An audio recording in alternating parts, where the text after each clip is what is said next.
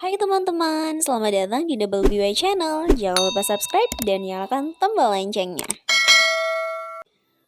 Oke teman-teman, ketemu lagi di video part kedua metode membelajarkan anak membaca.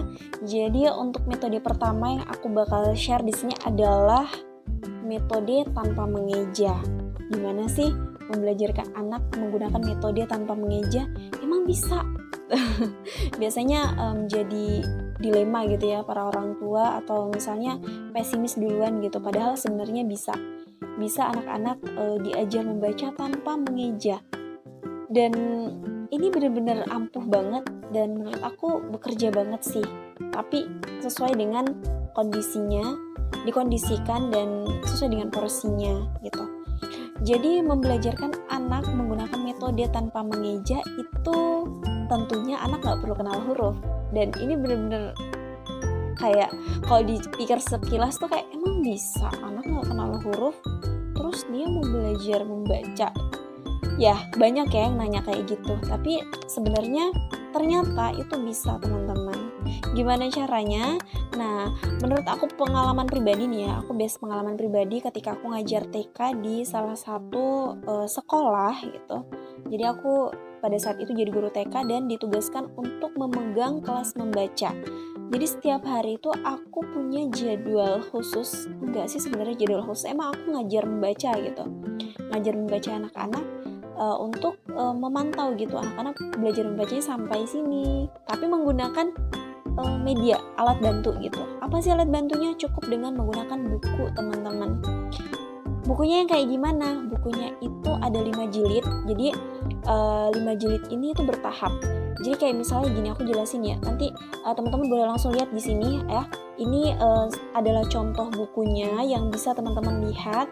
Kalau teman-teman yang muslim itu tahu ya, kalau misalnya kita belajar Iqra, kita Iqra 1, pindah ke Iqra 2, pindah ke Iqra 3, itu kan ya. Jadi kayak belajar membacanya itu by jilid gitu. Jadi 5 jilid ini ada jilid 1, jilid 2, sampai jilid 5. Nah, tahapannya tuh kayak gini. Di jilid 1 itu belajarnya anak itu fokus ke vokal A. Vokal A kayak gimana? A, baca, dafa, gaha, sampai za. Jadi anak-anak itu gak mesti kenal huruf loh. Mereka bisa. Jadi cukup diperkenalkan bahwasannya ini A, ini ba gitu kan, ini ca gitu, ini da, fa, sampai za. Jadi ternyata yang pernah aku baca dan pernah aku dapatkan bahwasannya psikologis anak itu adalah membaca gambar teman-teman. Tanpa mereka tanpa mereka mengetahui bahwa ini B, A dibaca ba, itu kan metode klasik ya, metode eja. Itu mereka diperkenalkan saja bahwa ini ba, ini bacanya ba gitu. Kita tunjuk aja ba itu dibaca ba gitu, nggak usah langsung ini B A ba gitu, enggak. Tapi dia langsung diperdengarkan dan ditunjuk ini bacanya ba gitu ya. Oke? Nah, di jilid 2 itu biasanya vokal I. Vokal I itu jadi kayak I, B, C, D, V, G, H, J, K, L, M, N, W. Pokoknya kayak gitu ya. Jadi kayak belajar Iqra. Ya bener, kayak belajar Iqra pakai jilid gitu kan.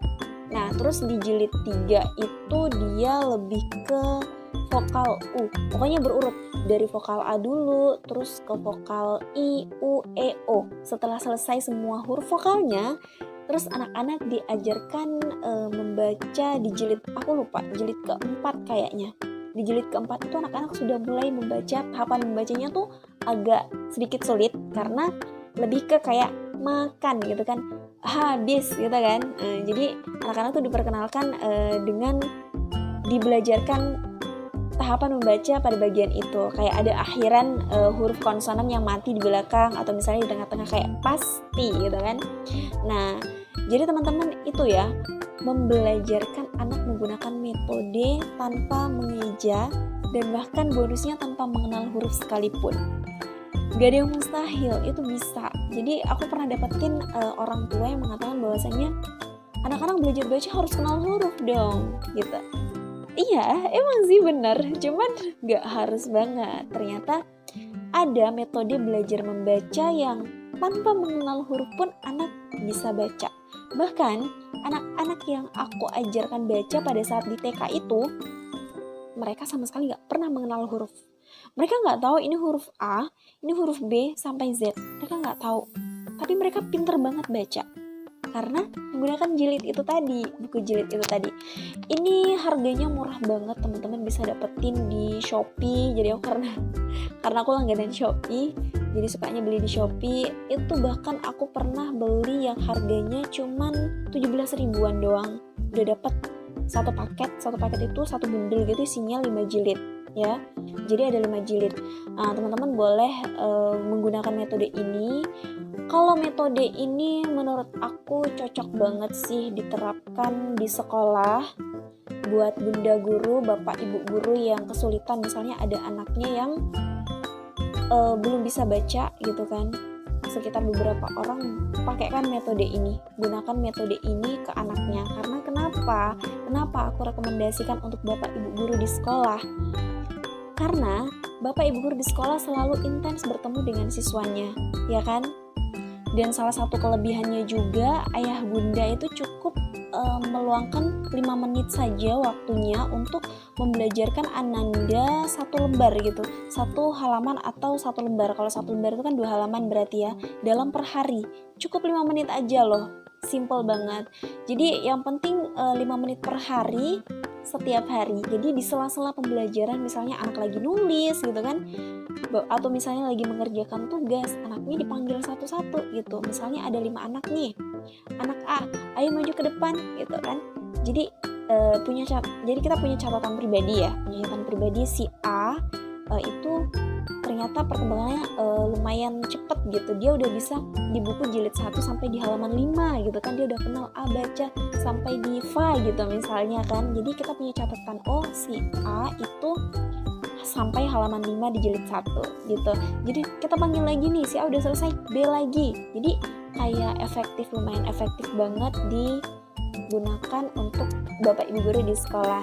Buat di rumah, bunda di rumah boleh banget. Ini cocok banget. Karena kenapa aku rekomendasikan ini untuk digunakan di rumah dan di sekolah? Karena metode ini tuh harusnya efektifnya itu setiap hari, teman-teman. Setiap hari. Kenapa? Karena supaya daya ingat anak itu bagus ya. Kalau misalnya gini nih, dalam satu hari dia diperkenalkan bahwasannya ini aba. Jadi aba. Jadi kayak dalam satu halaman itu dia belajar ba, a, ba gitu kan. Misalnya gitu kan dalam buku jilid itu. Nah, di halaman selanjutnya itu adalah ca. Jadi ba itu dia udah hafal, ya kan? Aba itu udah ingat. Halaman sebelumnya itu dia udah ingat, kita pindah ke halaman berikutnya. Halaman berikutnya itu pasti ada aba juga, ca nimbrung tuh ca-nya kan, karena kita baru belajar ca. Kayak gitu ya gambaran singkatnya tentang buku jilid ini. Bagus banget. Aku recommended untuk bapak ibu guru yang gak pengen ribet dan pengennya simple untuk membelajarkan anak sambil berproses. Udahlah, yang penting kita sabar aja, yang penting kita konsisten, terus motivasi anaknya supaya mau membaca, supaya semangat membaca. Ya, gunakan metode ini, gunakan media ini juga sebagai alat bantu bunda guru, bapak ibu guru, dan bunda di rumah untuk anak-anak kita. So, bapak ibu guru juga bisa modifikasi dengan misalnya di vokal A gitu kan. Di vokal A di jilid 1 sudah selesai, diberikan apresiasi atau something yang pembelajaran media yang menarik gitu kan, supaya anak-anak juga kayak merasa seneng gitu dengan pembelajaran yang diberikan oleh bapak ibu guru dan juga bunda di rumah. Itu ya untuk metode membaca tanpa mengeja. Jadi jangan mengira bahwasannya kalau anak gak kenal huruf dia gak bisa baca. Itu kurang tepat. Itu pemikiran yang kurang tepat banget sih menurut aku. Karena pada kenyataannya anak bisa baca meski tanpa mengenal huruf abjad A sampai Z. Dengan itu tadi metode jilid, sejauh ini yang aku ketahui gitu ya, itu efektif banget. So buat ayah ibu di rumah dan bunda ibu bapak ibu guru di sekolah, silakan kalau berminat untuk membelajarkan Ananda menggunakan metode ini, silahkan. Tentu ini friendly ya metodenya, bisa digunakan untuk Bapak Ibu guru di sekolah dan ayah bunda di rumah. Dan untuk private, aku nggak recommended kalau kamu private-nya cuma 2 kali sepekan atau 3 kali sepekan. Metode ini bakal jadi metode terlama yang bisa kamu pakai, metode yang bakal bikin anak-anak jenuh. So menurut aku gunakan metode yang lain. Oke? Jadi untuk yang private itu nanti aku share di part selanjutnya. So tetap stay tune karena ada part selanjutnya untuk jenis metode baca yang kedua. Apa tuh? Metode baca dengan mengeja. So teman-teman tetap stay tune, sampai jumpa di video selanjutnya. Bye. Thanks for watching. Jangan lupa subscribe, nyalakan tombol loncengnya. Barokallah.